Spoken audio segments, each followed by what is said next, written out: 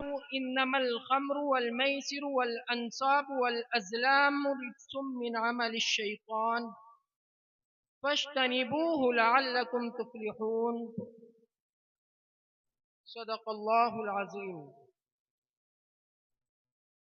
جب عشق سکھاتا ہے آداب خداگاہی، کھلتے ہیں غلاموں پر اسرار شہنشاہی، عطار ہو رومی ہو رازی ہو غزالی ہو، کچھ ہاتھ نہیں آتا بے آہ سحرگاہی، نا امید نہ ہو ان سے اے رہبر فرزانہ، کم کوش تو ہے لیکن بے ذوق نہیں راہی، آئین جواں مردہ حق گوئی و بے باکی، اللہ کے شیروں کو آتی نہیں روباہی۔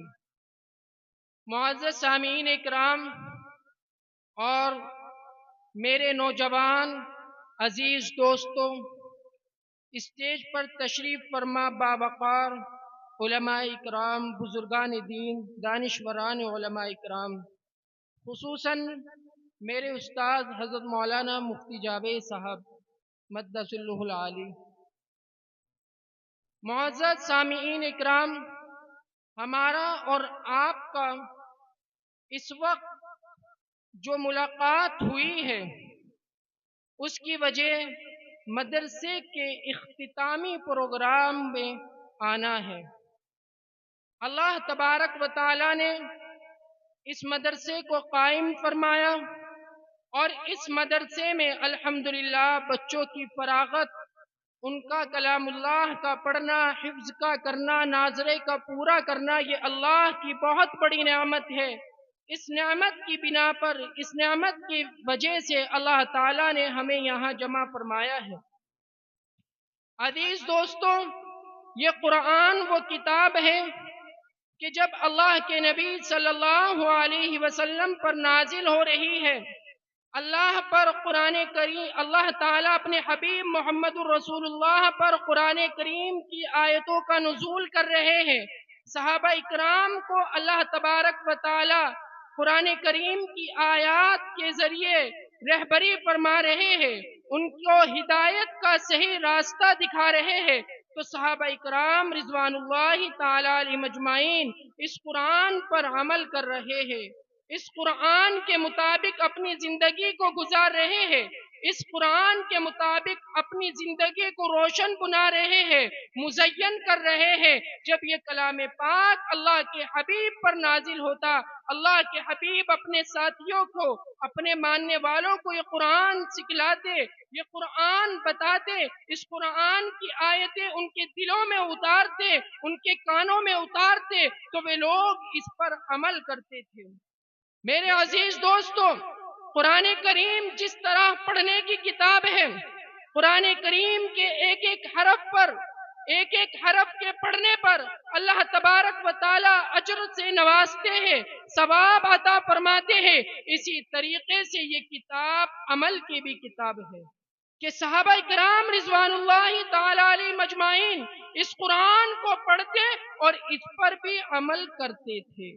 ہم اور آپ دیکھیں، اب میں اور آپ دیکھتے ہیں کہ ہم صرف قرآن کے نقوش کو، قرآن کے حروف کو پڑھ رہے ہیں یا اس پر عمل بھی کر رہے ہیں۔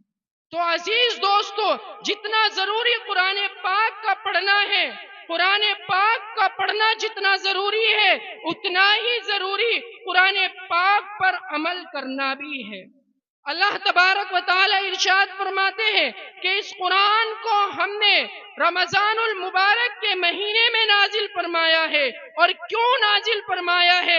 اس لیے نازل فرمایا کہ یہ قرآن لوگوں کے لیے ہدایت کا ذریعہ بنے، لوگوں کو سیدھا راستہ آئے، لوگ صحیح راستے پر چلے، لوگ اس راستے پر چلے جس راستے پر اللہ تبارک و تعالی انہیں چلانا چاہتے ہیں، جس راستے پر قرآن قرآن ان کو بتا رہا ہے جو راستہ ان کے لیے دنیا میں بھی فلاح کا ذریعہ بنے، آخرت میں بھی فلاح کا ذریعہ بنے، اور ہر جگہ انسان کامیابی کے زمرے میں کامیابی کی طرف آ جائے۔ اس لیے یہ قرآن نازل ہوا ہے، یہ ہدایت کے لیے نازل ہوا ہے، یہ عمل کے لیے نازل ہوا ہے، یہ اس لیے نازل ہوا ہے کہ لوگ صحیح راستہ اختیار کر لے، اس لیے یہ کلام پاک نازل ہوا ہے۔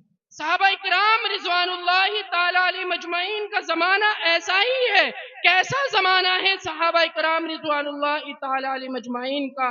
اللہ کے نبی کی آمد سے قبل، اللہ کی نبی کی بعثت سے پہلے اس مکے کا حال دیکھے، مدینے کا حال دیکھے کہ یہاں لڑکیوں کو دفن کیا جا رہا ہے، شراب خوری عام ہے، جوے کا عام دستور ہے، تمام برائیاں اہل عرب کے اندر آ گئی ہے، تمام برائیوں کے اندر اہل عرب ملوث ہے، دھسے ہوئے ہیں، ہر طرف سے برائی ہے، نہ ماں کی کسی کو پرواہ ہے، نہ بہن کی عزت ہے، نہ ماں کا احترام ہے، نہ باپ کا احترام ہے، کسی طریقے سے بھی میں دنیا کے اندر دنیا میں رہ کر گمراہی کی طرف ہی تھے، ہدایت کا راستہ ان کے قریب نہیں تھا۔ یہ حال صحابہ اکرام کا تھا کہ لیکن جب یہی قرآن اترا، یہی نبی پاک صلی اللہ علیہ وسلم نے ان کو طریقہ بتایا، زندگی جینے کا سلیقہ بتایا، بیوی کے حقوق بتائے، بہن کا حق بتایا، ماں کا احترام بتایا، باپ کے ساتھ بولنے کا طریقہ بتایا، تو پھر یہی صحابہ کرام ہے۔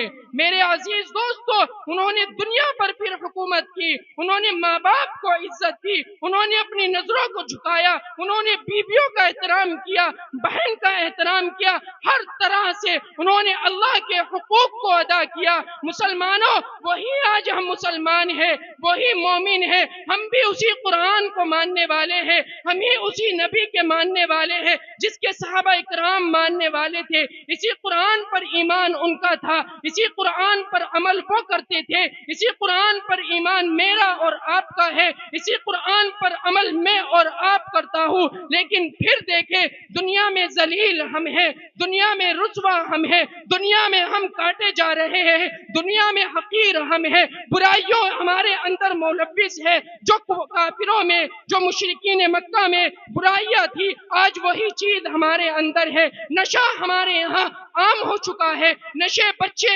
ہمارے نوجوان بچے، ہماری نوجوان بچیاں نشوں کے اندر ملوث ہے۔ ہم تو صرف یہ سوچتے ہیں کہ لڑکے نشے کے اندر ملوث ہے، لڑکے افیم پی رہے ہیں، لڑکے شرابی ہے، لڑکے یہ ہے، لیکن جب معاشرے پر نظر ڈالتے ہیں، جب اس معاشرے کو دیکھتے ہیں، جب اس معاشرے پہ اپنی نظر کو دوڑاتے ہیں، لوگ ایسے ملتے ہیں کہ ہماری نوجوان بچیاں بھی نشے کے اندر ملوث ہے، میں بھی نشہ کر رہی ہے۔ مسلمانوں، کس قوم میں ہم پیدا ہوئے، ہم کیا بن کر پیدا ہوئے، کس نبی کی امت میں آئے، جس نبی کے اندر، جس نبی نے ہمیں بتایا کہ شراب حرام ہے، جس قرآن نے ہمیں بتایا نشہ حرام ہے، جس نبی نے ہمیں بتایا کہ نشے کی ہر چیز حرام ہے، کہ ہر نشے والی چیز حرام ہے، اسی نبی کو ایمان والے کے لیے صرف اتنا ہی کافی ہوتا ہے کہ ہم ایمان والے ہیں، نبی اور قرآن کا حکم ایمان والوں ہی پر نافذ ہوتا ہے۔ کہ اگر کوئی کہنے لگے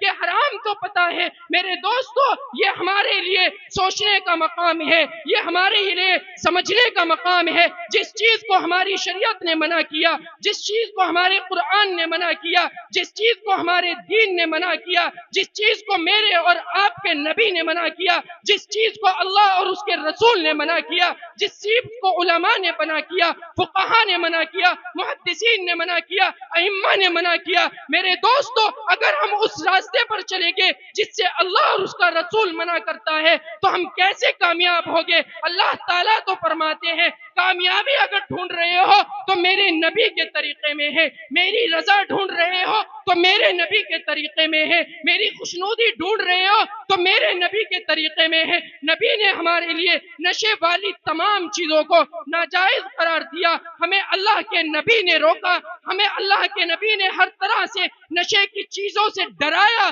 جہنم کے عذاب سے ڈرایا، قیامت کی हौलनाकियों से डराया, दुनिया में उसके नुकसानात को बताया। फिर मुसलमानों, हम उस तरफ जा रहे हैं जिस तरफ हमें जाना नहीं, जिस तरफ से हमें बचना है, हम उस तरीके को इख्तियार कर रहे हैं जिस तरीके को हमें इख्तियार करना नहीं, जिसको तर्क करना है, छोड़ना है। मेरे दोस्तों, आज हमारा मुआशरा, आज हमारा समाज नशे की उस दहलीज पर खड़ा हुआ है, और खुसूसन हमारा ये इलाका नशे के उस तरीके पर खड़ा हुआ है कि नौजवान बच्चे अफीम, चरस, गांजा, जो भी जितने भी नशे के सामान हो, इंजेक्शन लगा रहे हैं, अपनी जवानी को खराब कर रहे हैं, अपने दीन को हम खराब कर रहे हैं। हम किस बर्बादी की तरफ आ रहे हैं? क्या मुसलमानों कभी सोचा है कि आज हमारे घरों में खाने को नहीं है और हम नशा कर रहे हैं? हमारी माँ भूखी है, हमारी बीवी परेशान है, एक आदमी घर का नशा करता है, पूरा घर परेशान होता है। क्या मुसलमानों हमने सोचा है कि हमारी माँ हमारी वजह से परेशान हो रही है, हमारा वालिद हमारी वजह से परेशान है, हमारी बीवी हमारी वजह से परेशान है, बच्चे रो रहे हैं, बिलख रहे हैं, लेकिन दोस्तों हमारी कमाई कहाँ जा रही है? हमारी कमाई नशे में जा रही है।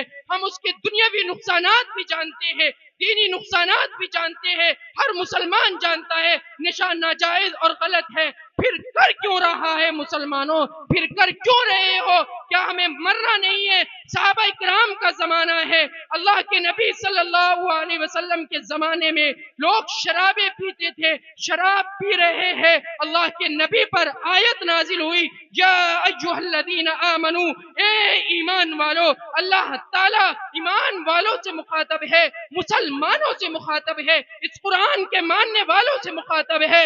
इन्नमल खम्रु वल मैसिरु वल अंसाबु वल अज़लाम रिज्सुम मिन अमलि शैतान। इस आयत को नाजिल कर दिया और अल्लाह ने बता दिया शराब नापाक है, शराब हराम है, ना जवानी में पीना जायज, ना बुढ़ापे में पीना जायज, ना रात को नशा करना जायज, ना दिन में नशा करना जायज। अल्लाह ने ऐलान कर दिया, सहाबा ने मटके तोड़ दिए। वो सहाबा, वे लोग जिनके यहाँ सैकड़ों साल पुरानी शराबें रखी हुई थी, सैकड़ों साल पुरानी जिनके यहाँ शराबों के मटके रखे हुए थे, जिसके यहाँ जितनी पुरानी शराब थी वो उतना नाज करता था, वो उतना फख्र करता था। ये थे सहाबा। जब भी तो सहाबा इकराम दुनिया में फैले, वो इतनी सी जमात, वो थोड़ी सी जमात, वो इमामुल अंबिया तन्हा निकलता है, तन्हा दावत देता है, वहां से लोग आते हैं, चुन चुन कर लोग आते हैं। बद्र में 313, ग़ज़वा उहुद में 1000, थोड़े थोड़े हैं, लेकिन हालात देखिए, दुनिया इन सहाबा से कांप रही है, दुनिया इन मुसलमानों से कांप रही है, दुनिया के अंदर उनका डर और खौफ और रौब है। वजह क्या थी? वो अल्लाह के हुक्म को, वो रसूलुल्लाह के हुक्म को, वो नबी के तरीके को, अल्लाह के फरमान को पसे पुष्ट नहीं डालते थे, वो सामने रखते थे। इसी वजह से कहा है मेरे दोस्तों, अगर मुसलमानों हमें संभलना है, हमें अपने आप को संवारना है, दीन की तरफ रागिब करना होगा, रसूलुल्लाह के तरीके को इख्तियार करना होगा। हमारी कामयाबी नबी के तरीके में है, हमारी फलाह नबी के तरीके के अंदर है। इसी वजह से इकबाल ने कहा है, दिल बदल सकते हैं, जज्बात बदल सकते हैं, मुल्क के फिक्रो ख्यालात बदल सकते हैं, दौरे मौजूद के दिन रात बदल सकते हैं। तुम बदल जाओ यारो तो हालात बदल सकते हैं। हर इंसान को खुद बदलना होगा। जब खुद बदलेगा, इसी को इकबाल ने कहा है, जब इस अंगारा खाकी में होता है यकी पैदा, तो कर लेता है ये बालो फिर रूहुल अमी पैदा। गुलामी में न काम आती है शमशीरे न तदबीरे, जो हो ज़ौक़े यकी पैदा, तो कट जाती है जंजीरे। सबक फिर पढ़ सदाकत का, अदालत का, शुजाअत का, लिया जाएगा तुझसे काम दुनिया की इमामत का। यही मकसूद फितरत है, यही रमज़े मुसलमानी, उख़ुव्वत की जहांगीरी, मोहब्बत की फरावानी, फना फिल्लाह की तय में बका का राज मुज़मर है। जिसे मरना नहीं आता उसे जीना नहीं आता। मुसलमानों, हमें अपने आप को बदलना होगा, अपने आप को संवारना होगा, हमें वो तरीका इख्तियार करना होगा जो हमें आइंदा और हमारा मुस्तकबिल को संवारे। और अगर हम ये सोच रहे हैं हम जैसे दुनिया में आए हैं ایسے ہی دنیا سے چلے جائیں گے، کوئی حساب نہیں، کوئی کتاب نہیں، ایسا نہیں ہوگا۔ اللہ کی بارگاہ میں ایک ایک منٹ کا حساب دینا ہوگا۔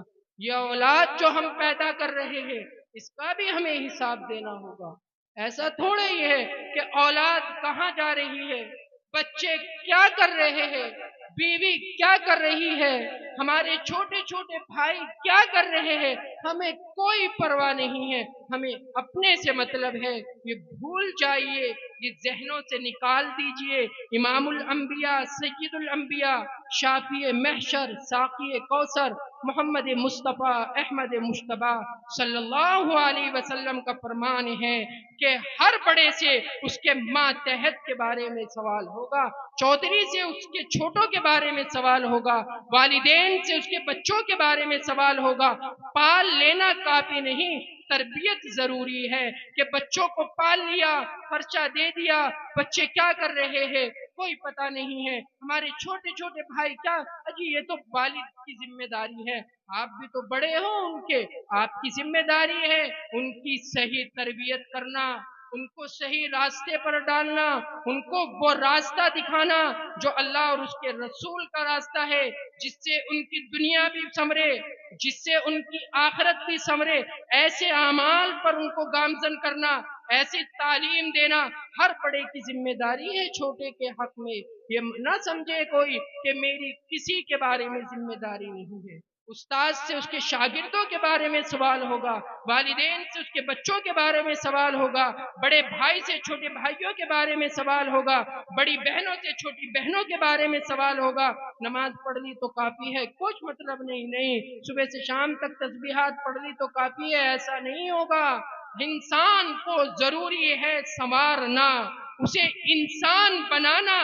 امام الانبیاء نے صحابہ اکرام کو انسان بنایا ہے، انہیں سکھایا ہے کہ کیسے انسانوں کو دنیا میں رہنا ہے، کیسے انہیں زندگی گزارنی ہے۔ یہ فرض میرا اور آپ کا بنتا ہے، یہ ہر انسان کا فرض بنتا ہے وہ اپنے چھوٹوں کو صحیح تربیت کرے۔ تو میرے دوستو، ہمارا معاشرہ جس طرف جا رہا ہے اس طرف سے کوشش کرے، ہر انسان کوشش کرے کہ ہم اس معاشرے سے، اس سماج سے جس میں لوگ پھنسے ہوئے ہیں انہیں وہاں سے نکال کر باہر کھڑے ہو اور اس راستے پر لے کر آئے جو راستہ شریعت اور دین محمدی کا راستہ ہے۔ تو اگر ہم ایسا کریں گے میرے معزز سامعین تو یہی ہماری کامیابی کا سب سے بڑا ذریعہ ہے۔ تبھی ہمارے نوجوان بچے، ہماری نوجوان بچیاں اس نشے کی لت سے باہر نکلیں گی۔ میرے عزیزو، میرے دوستو، اگر ہم بے خبر ہو کر بیٹھ جائیں گے، ہمیں کسی کی کوئی خبر نہیں ہے، کون کیا کر رہا ہے ہمیں کوئی مطلب نہیں ہے، میرے دوستو، یہ پھر آئندہ ہماری آنے والا جو نسلیں ہیں، آنے والی ہماری جو قوم ہے اس کے لیے بڑا خطرناک اور بڑا دہشتناک اور بڑا وحشتناک چیز پیدا ہوگی جب ہمارے نوجوان ہی قوم جو ہوتی ہے وہ ریڑھ کی ہڈی ہوتی ہے معاشرے کی، معاشرے کو اگر سنوارے گا تو نوجوان سنوارے گا، اور اگر ہمارا نوجوان ہی بگڑ گیا ہے تو پھر کون سنوارے گا؟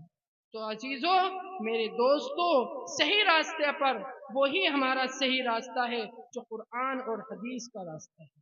تو اللہ تعالی ہم سب کو دین پر چلنا، اسلام پر چلنا آسان فرمائے، ہر طرح کی برائیوں سے ہماری حفاظت فرمائے۔ آخر دعوانا